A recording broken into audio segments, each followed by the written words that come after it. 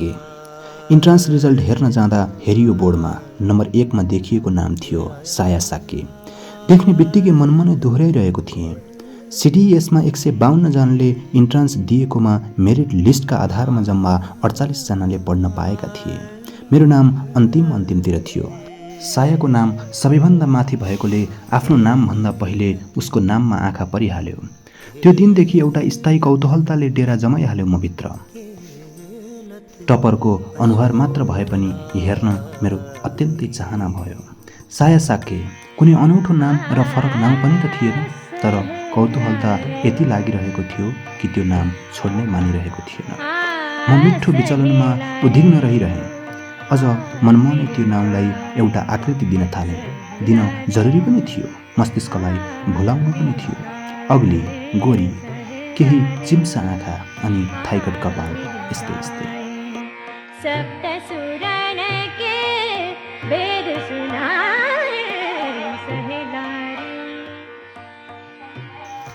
Orientation क्लासको दिन मैले सायालाई चिन्न खोजेँ। जाँदा जाँदै सिडिएसको चौरमा झुन्ड बसेका प्रत्येक केटीहरूलाई लुकी छिपी हेरेँ। कक्षामा छिर्ने बेला पनि पहिल्याउने कोसिस गरेँ। क्लासमा पनि अन्तिम बेन्चमा बसेर आँखा सक्दो च्याती अगाडि बसेका केटीहरूलाई हेरिरहेको थिएँ। तर साया को हो, कहाँ बस्छे, खै त साया, चिन्न म असफल भएँ। मैले कल्पनामा गरेको आकृति त्यहाँ उपस्थित कुनै केटीसित पनि मेल खाएन। न त्यो नाउँको उच्चारण नै त्यस माहौलमा कतै देखियो न भेटियो। मैले हार खाएँ। कमसेकम त्यो दिन मनभित्र रहस्यलाई रहस्यमै सीमित राखेर सिडिएसको प्राङ्गणबाट फर्कन विवश भएँ। आइतबार क्लास सुरु भयो। 48 जना विद्यार्थीहरू थिए। 32 जना केटा, 16 जना केटी। म र किरण भण्डारी ओरिएन्टेसन क्लासमा बसेको पछाडिको बेन्च नै ओगटेर बसेँ। अरू सबै विद्यार्थीहरू सायद यथास्थानमा बसेका थिए। अगाडि बेन्चदेखि एकाएक गर्दै विद्यार्थी सङ्ख्या गन्न थालेँ। पुरै 48 जना उपस्थित थिए। तिनै 16 जना केटीहरू भित्र थिए साया साके। तर कुन चाहिँ हो त, खै कहाँ छिन्, कहाँ छ त्यो, कहाँ बसेकी छ?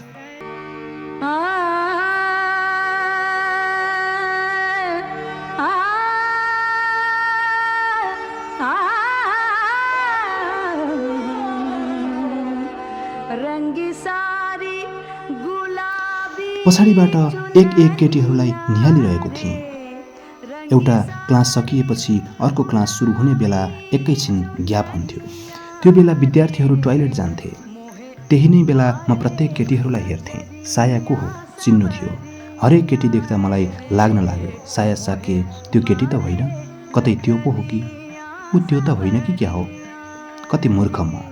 केटीहरू निधारमा आफ्नो नाम टाँसेर हिँडेका त थिएनन्, मैले कसरी चिन्नु?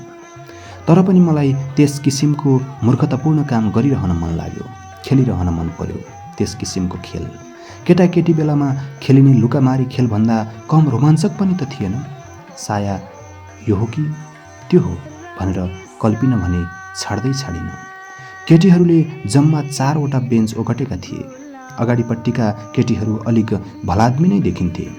4-5 जनाले त मोटो फ्रेम भएको चस्मा पनि लगाएका थिए। हेर्दै पढन्थे। पछाडिका केटीहरू भने अलिक जिस्केने, चल्ने र उताउलिने पनि गर्थे। एउटीले अर्कीलाई प्याट्ट टाउकोमा हान्थे। पिटाई खाने पनि कहाँ चुप लाग्थे र फर्काइहाल्थे। बेला बेला खिक्का छोडेर हाँस्ने गर्थे।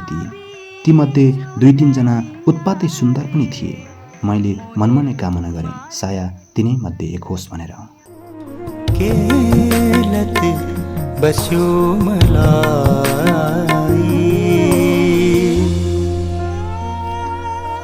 अगाडि बस्ने केटीहरू पुरै चुपचाप बस्थे।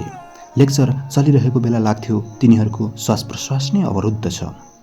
हाँस्नु पनि तिनका लागि वर्जित थियो झैँ लाग्थ्यो। ती स्वभावैले यस्ता थिए या रमाकान्त यादवले दिएको चेतावनीका कारण, त्यो उनीहरू नै जानन्। उनीहरूलाई हेर्दै म सोच्दै गर्थेँ, साया साके अर्थात् इन्ट्रान्स टपर, क्लासमा भएमध्ये सबैभन्दा पढन्ते विद्यार्थी होली।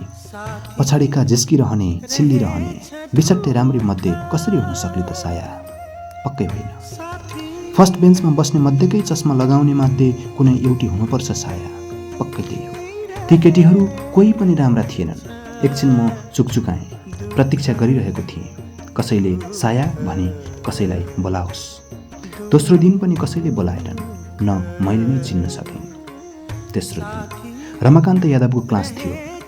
हप्तामा 3वटा क्लास थियो बुढाका। बुढा क्लासमा छिर्ने बित्तिकै अनुशासनको कारबाही गर्न लागे झैँ थाले। आजदेखि प्रत्येक क्लास सुरु हुनुभन्दा अगाडि तिमीहरूको हाजिर हुनेछ। सबैले हाजिरीको मूल्याङ्कन हुनेछ। इन्टर्नल एसेसमेन्टमा एटेन्डेन्सको नम्बर पनि काउन्ट हुन्छ। म चाहन्छु कोही पनि अनुपस्थित नहोस्। सबैजना फर्स्ट बेन्चमा बस्ने पढन्ते केटीहरू झैँ श्वास र शारीरिक हलचललाई शक्तिले भ्याउन्जेल स्थिर बनाएर बुढाको कुरा सुनिरहेका थिए। रजिस्टर पल्टाएर बुढाले हाजिरी गर्न थाले। सबैको नाउँ बोलाउने क्रममा बुढाले साया साकेको नाउँ पनि अवश्य बोलाउनेछन् भनेर म सतर्क भएँ। मुटुको गति अलिक तेज भयो। सस्पेन्ड सिनेमा हेर्दा अन्तिमतिर रहस्य उद्घाटन हुने बेलामा दर्शक झैँ कक्रिएँ म। Roll number 1, roll number 2, roll number 3 बुढा कराउन थाले।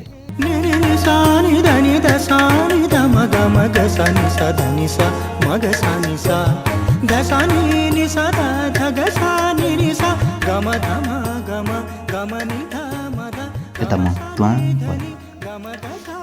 त्यो नाउँ सुन्ने मेरो सम्पूर्ण शारीरिक एवं मानसिक तयारी पुरै निष्काम भएको थियो। पहिले हाजिरी थियो। नाउँले बोलाइदिएको भए के जान्थ्यो बुढाको। बुढासँग मलाई त्यति बेला रिस नउठेको त होइन, तर बुढा जो आफै रिसका पोका झैँ थिए, तिनका अगाडि रिसाउनु मेरा लागि फजुल हुन्थ्यो। त्यसपछिका हरेक क्लासमा आउने शिक्षकले पनि हाजिरी गर्न थाले, तर रोल नम्बर बोलाएर त्यो दिन पनि मैले साया साक्य को हो भनेर छुट्याउन बेकाम भएँ। अनि एकछिनपछि आफैदेखि रिस उठ्यो। त्यो यत्रो सब आफ्नै हटका कारण भइरहेको थियो। व्यर्थ त्यो नाउँप्रति यत्रो विधि उत्सुकता नभइदिएको भए न रहस्य रहन्थ्यो, न रहस्य उद्घाटनको अभिप्सा। धैर्य गर्नु सिवाय मसित उपाय पनि त थिएन। साया एउटा रहस्य बनेर रहिरहेकी थिए मेरा लागि। मलाई लाग्न लाग्यो त्यो रहस्य सजिलै उद्घाटित हुनु हुँदैन। त्यो उद्घाटित हुन विशेष परिस्थिति, विशेष माहौल चाहिन्छ। रहस्य पत्ता लगाउने प्यास जो कयौँ दिनदेखि मेरो मनभरि स्थिर भएर बसेको छ, त्यो सजिलै नमेटियोस् भन्ने मलाई लाग्थ्यो। किनकि प्यास जति लामो भयो त्यो मेटिँदाको आनन्द पनि त्यति नै ज्यादा हुन्छ। म अझै तडपिन चाहन्थेँ मिठो तृप्तिका लागि, तर मान्छेको अधैर्यवान स्वभावबाट म पनि अछुत्तो त कहाँ रहन सक्थेँ र। निरन्तर लागिरहेँ प्यास मेटाउन, तृप्तिको मिठासप्रति निरपेक्ष रहँदै। हृदयभरि रहस्य पालेर हिँड्न विवश भएँ। यद्यपि व्यवस्थाको स्थिति म स्वयं निर्माण गरेको थिएँ। अनेक विकल्प हुँदाहुँदै पनि त्यही मेरो स्वभाव थियो।